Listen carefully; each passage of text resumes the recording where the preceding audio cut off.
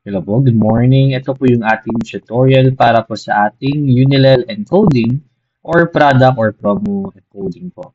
So here, first of all, after nyo po mag-login, ay kailangan nyo pong pumunta dito. Dito po sa product codes.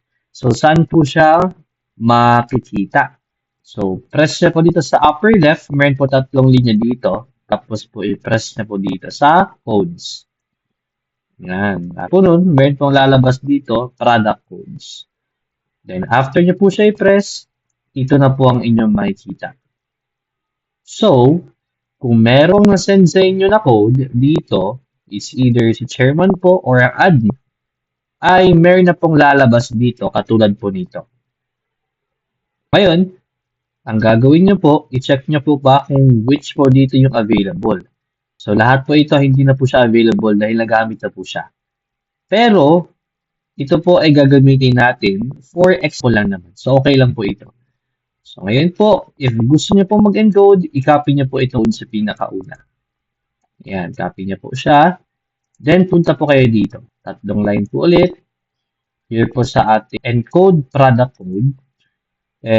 Pagkatapos po, hintayin po natin. And, ito na po. So, meron po dito username code, then process encode code. Yan, process code.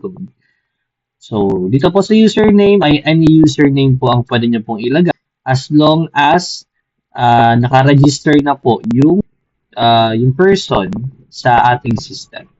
And yung kanyang username po ang inyong ilagay po dito kung siya po yung gusto nyo pong i-encode. So, ilagay nyo po here yung username na gusto nyo pong i-encodean ng code. So, example po si Roel Fernandez. Yan.